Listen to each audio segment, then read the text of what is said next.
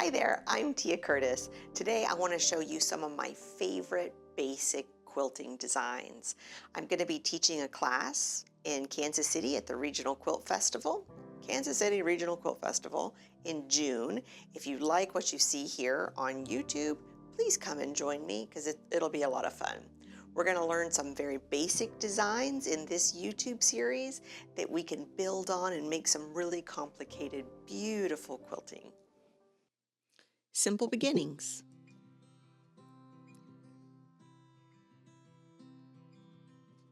So here we have just some really simple intro level quilting. These are great designs to try to get to know your machine, get to know your quilt, find a good quilt path, how to go from one space to the next.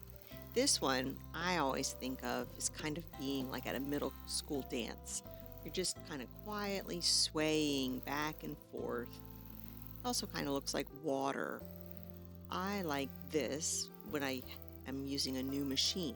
So this way I can kind of feel how it works, how the track works. Just filling up the space with these gentle little curves. Doesn't that kind of look like water? This is a very calm one to do. And this is pretty good texture on most quilts. In a way, it's kind of a meander, but just a little bit different. Something new. So once you've, mastered the meander, you can always try different designs. I got a little close in the row or two above, but you know what? It'll be fine. I really only rip out tension if the tension's bad. Like, I don't just rip out stitches because I don't like how close I came in a design. I only rip out for bad tension. Now this one's a little different, obviously. It's kind of an up and down motion.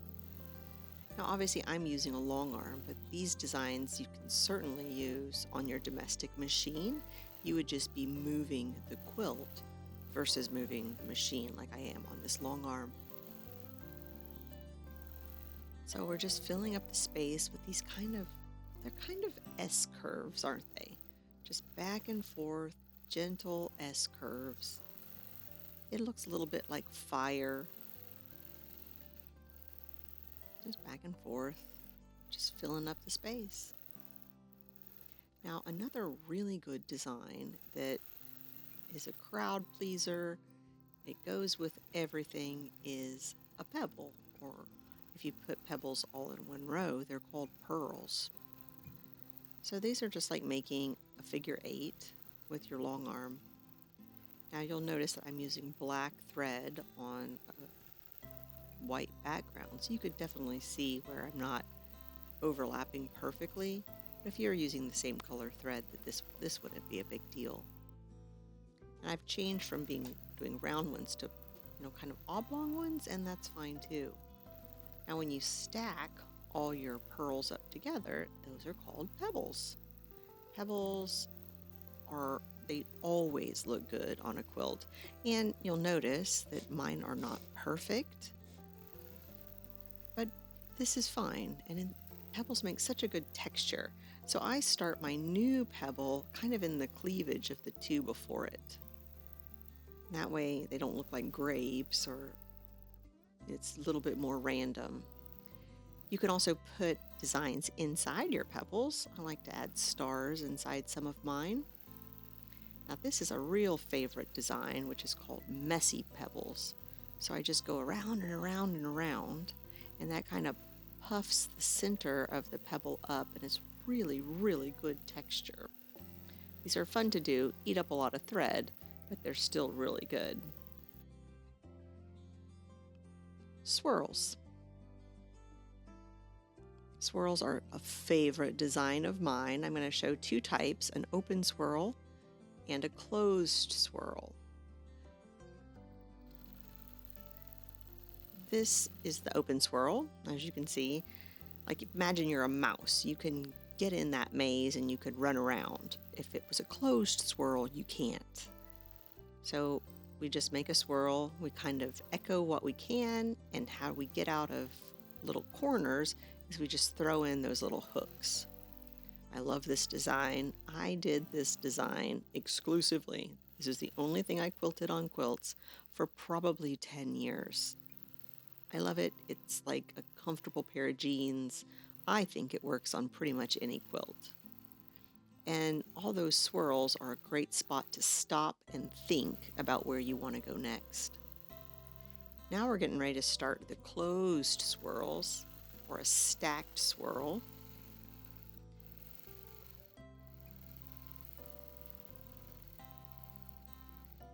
Oh, here we go. We just swirl into the middle, swirl out, and all my lines are about the same distance apart. And then I backtrack a bit on my last sewn line to create my next swirl. So backtrack just a skosh, and now we bounce back to the line we did initially. Any quilted line can be a little highway to get to a new spot, so don't feel bad if you need to overlap your quilting. That's fine. It's called backtracking. So see how we have these little stacked up swirls. They look like little cinnamon buns. There's a lot of history in swirls. They signify, the constant passage of time. Now what happens if in the middle of our swirl we just put a messy circle? That's kind of a different look. It's just a little riff on a classic stacked swirl. Here, let's do it again. So in the center, we do a little messy circle a couple times around, and then we just spin right back out. I really enjoy the texture of these. So much about quilting is just creating good texture.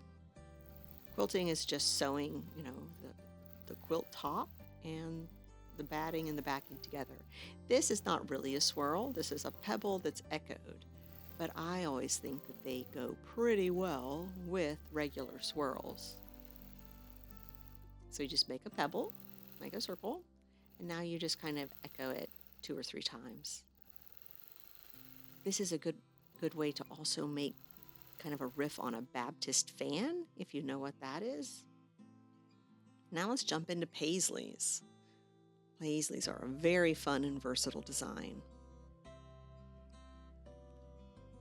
In this picture, you can see a bunch of different type of Paisleys that we're going to be quilting out right now in a minute. So Paisley just starts as a simple tier shape, and then you echo. I echo it about 2 or 3 times. And here we're building the second one. Again, it's just a purl, and then you echo.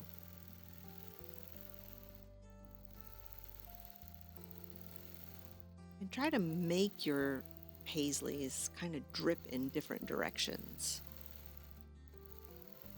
Because if you make them all kind of just build right off one after the other, then they really look more like feathers, and there's nothing wrong with that. Feathers are wonderful, but if you want this nice movement that comes with a good Paisley design, you have to make that. And you make that by making yourself make them in a different direction. See, whoop, I kind of bent mine around to curl beside the one that I first did. Okay, now we're going up. See, look at the movement that creates by just making it go in a different direction.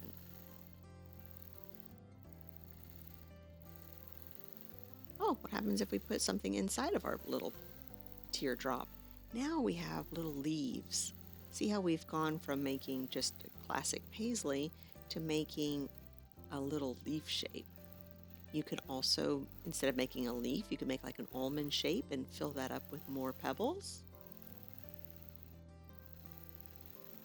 There's a lot of variety you can make with this simple Paisley style design, and they really create great movement in a quilt.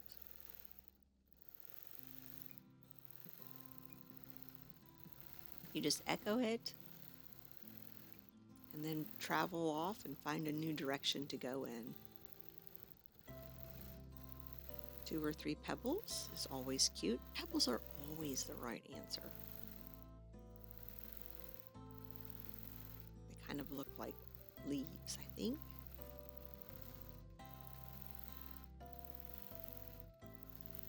I go around.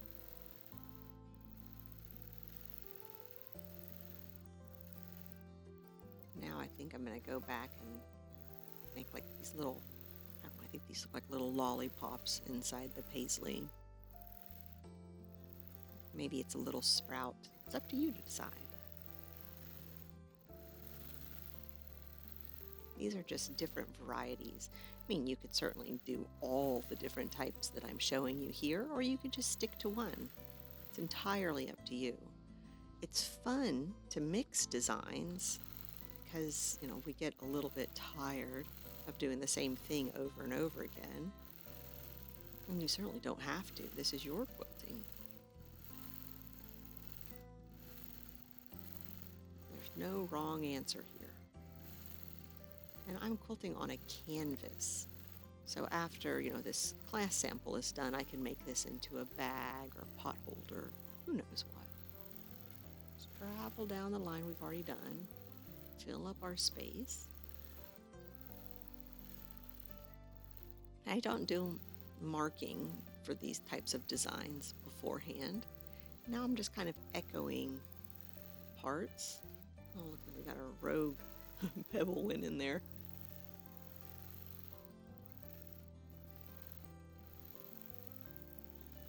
Paisley all day long.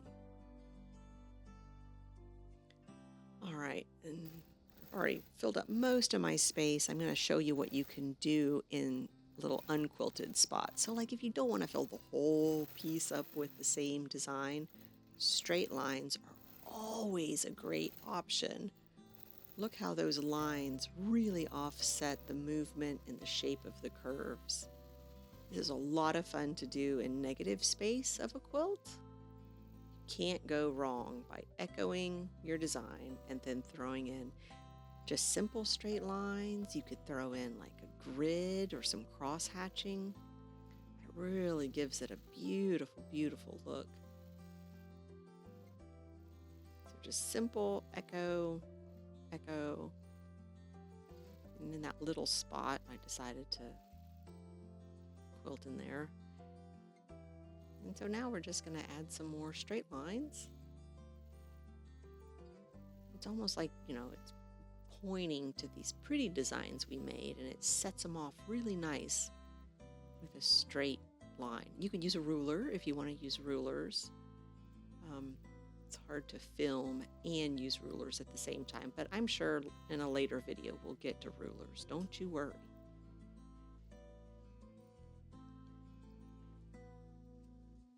And we're just going to backtrack and get in and finish our design.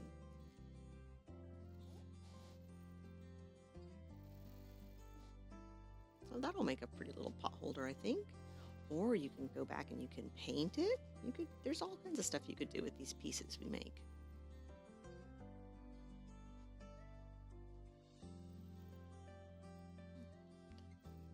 And this is Paisley's. All right, so what do you think? Leave a comment and come and take a class with me in June.